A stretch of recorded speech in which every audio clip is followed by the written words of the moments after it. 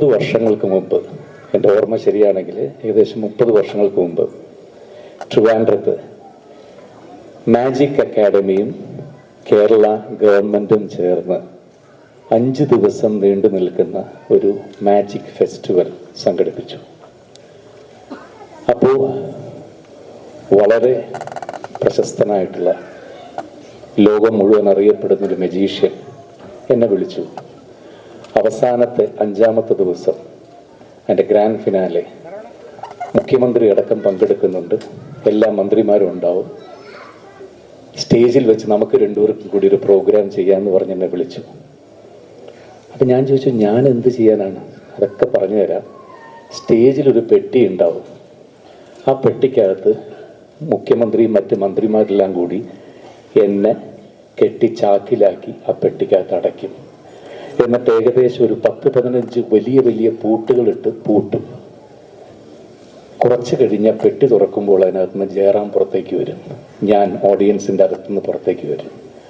ആഹാ, കൊള്ളാല idea, ഇതെന്നെ കൊണ്ട് പറ്റുമോ? ഞാൻ ഉറപ്പായിട്ട് തലേ ദിവസം ഒന്ന് വന്നാൽ മതി എന്ന് പറഞ്ഞു. അങ്ങനെ തലേ ദിവസം നിശാഗന്ധി ഓഡിറ്റോറിയത്തിൻ്റെ പുറം ഭാഗത്ത് ഞാൻ രാത്രി ചെന്നു. ചെറിയൊരു ഷോർട്ട്സും ഒരു ടീഷർട്ടും മാത്രമാണ് ഇട്ടിരുന്നത്. ഇത് മാജിക് എന്ന് പറയുന്നത് വേറെ വിസ്മയമല്ല, നമ്മളൊരു മാൻമെയ്ഡാണ്. ഒരു മനുഷ്യൻ നമ്മളുടെ കണ്ണുകളെ ഒരു സെക്കൻഡ് ബ്ലാങ്ക് ആക്കി കളയുന്ന ഒന്നാണ്. അത് അദ്ദേഹത്തിൻ്റെ കഴിവ്. അപ്പോൾ അതെങ്ങനെയാണ് അതിൻ്റെ ട്രിക്ക്, അതൊന്നും ഞാൻ പറയുന്നില്ല, അതൊന്നും നമ്മൾ റിവീൽ ചെയ്യാൻ പാടില്ല. പക്ഷേ ഒരു പെട്ടിക്കകത്ത് അദ്ദേഹം കയറി ആ പെട്ടി അടയ്ക്കുന്ന സമയത്ത് അദ്ദേഹം അകത്ത് വരികയും അദ്ദേഹം പുറത്തേക്ക് വരികയും അതേ ടൈമിൽ ഞാൻ അകത്ത് പോവുകയും വേണം. ഈ ഒരു സെക്കൻഡിൽ നടക്കേണ്ട ഒരു കാര്യമാണ്. അത് തലേ ദിവസം പെട്ടെന്ന് പോയി ഒരു വിധത്തിൽ ഒപ്പിച്ചെടുത്തു. അതിൻ്റെ ഏറ്റവും വലിയതെന്ന് വെച്ചാൽ എനിക്ക് 6 അടി പൊക്കമുണ്ട്. പെട്ടി ഇത്ര ഉണ്ടാവും. ഒരു ഗർഭത്തിൽ കിടക്കുന്ന ഒരു കുട്ടിയില്ലേ, അതേപോലെ വളഞ്ഞ് ചുരുണ്ടാണ് ഞാൻ അതിനകത്ത് കയറിയത്. എങ്ങനെ കയറിയെന്നറിയില്ല. തലേ ദിവസം പെട്ടെന്ന് കയറി പെട്ടെന്ന് ഇറങ്ങിയപ്പോൾ അത് എന്തോ പോസിബിൾ ആണെന്ന് തോന്നി. ശരി, ഓക്കെ എന്ന് പറഞ്ഞു. അടുത്ത ദിവസം വെൽ ഡ്രസ്ഡ് ആയിട്ടൊക്കെ പോയി. ഇതിനകത്തൊരു സെക്കൻഡ് കൊണ്ട് കയറണം. തലേ ദിവസം വെറും സെക്കൻഡ്സ് മാത്രമാണ് ഞാൻ അതിനകത്ത് ഇരുന്നത്. അടുത്ത ദിവസം സ്റ്റേജിൽ വെച്ച് ഞാൻ ഇതിനകത്ത് കയറിപ്പറ്റി. പക്ഷെ അത് കഴിഞ്ഞിട്ടാണ് ഈ 10 പൂട്ടുകൾ ഇട്ടത് പൂട്ടുന്നൊരു സമയം ഓരോ മന്ത്രിമാരായിട്ട് കയറി വരും. എനിക്ക് ശ്വാസം മുട്ടിത്തുടങ്ങി. ഇതിനകത്ത് കിടക്കാൻ പറ്റുന്നില്ല. നിലവിളിച്ചാൽ പോലും പുറത്ത് കേൾക്കില്ല. പെട്ടിയുടെ ഒരു വലിപ്പം എത്രയുണ്ടായിട്ട് ഞാൻ വിചാരിച്ചു ചത്തു ഇതിനകത്ത് കിടക്കുന്നു. സത്യമാണ് പറയുന്നത്. മരണം ഇങ്ങനെ കുറച്ചായിട്ട് എൻ്റെ മുമ്പിലേക്ക് വന്നുകൂടി. കാരണം ഇതൊരു 5 മിനിറ്റായി 6 മിനിറ്റ്, തലേ ദിവസം മറ്റേ സെക്കൻഡ്സ് കയറി പുറത്തേക്ക് വന്നതാണ്. ഇതെല്ലാം കഴിഞ്ഞ് ഞാൻ ചത്തു എന്ന് വിചാരിച്ചിരിക്കുന്ന സമയത്താണ് മുഖ്യമന്ത്രിയെ സ്റ്റേജിലേക്ക് വിളിക്കുന്നത്. ബഹുമാനപ്പെട്ട മുഖ്യമന്ത്രി സ്റ്റേജിലേക്ക് വരുന്നു. മാജിക് അക്കാഡമിയെക്കുറിച്ച്, കേരള സർക്കാരിനെ കുറിച്ച്, ഇതൊക്കെ ഒരു 15-20 മിനിറ്റ് വരെ അദ്ദേഹം സംസാരിക്കുന്നു. ഇത് മുഴുവൻ കേട്ട് ഞാൻ ആ പെട്ടിക്കകത്ത് കിടക്കുക.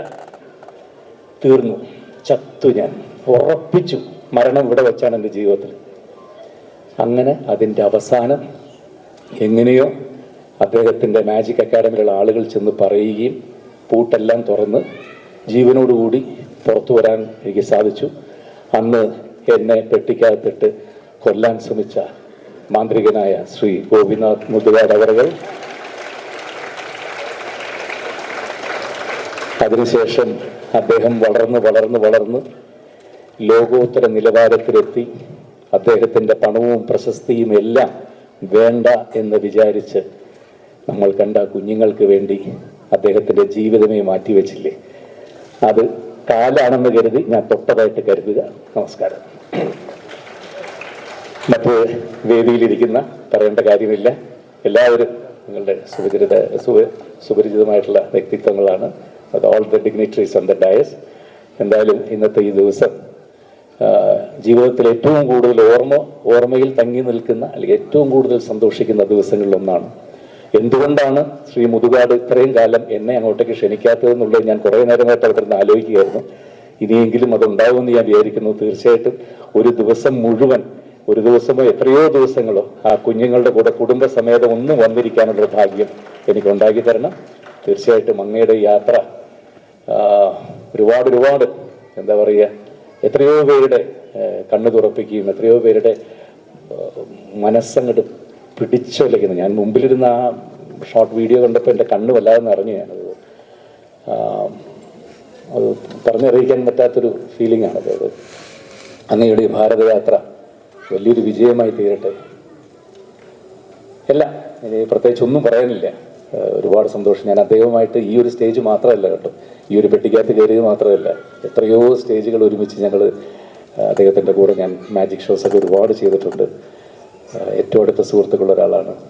കൂടാതെ എൻ്റെ വല്യച്ഛനായിട്ടുള്ള ശ്രീ മലയാറ്റൂർ രാമകൃഷ്ണൻ്റെ അദ്ദേഹം ഒരുപാട് പ്രോഗ്രാം മലയാറ്റൂർ സാറായിട്ട് ചേർന്നൊക്കെ ചെയ്തിട്ടുണ്ട്. മാജിക് അക്കാഡമിയുടെ മുമ്പോട്ടുള്ള യാത്രയ്ക്ക് ഒരുപാട് ഹെൽപ്പ് ചെയ്തിട്ടുള്ളതാണ് മലയാറ്റൂരൊക്കെ.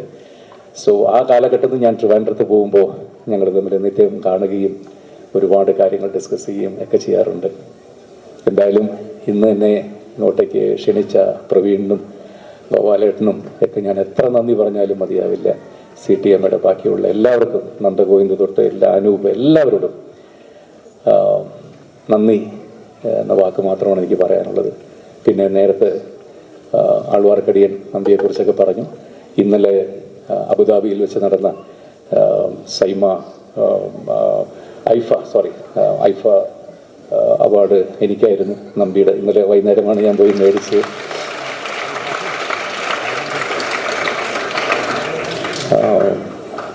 ഒരുപാട് സന്തോഷം. എല്ലാവർക്കും എല്ലാ നന്മകളും നേരുന്നു. Thank you once again. ജയ് ഹിന്ദ്.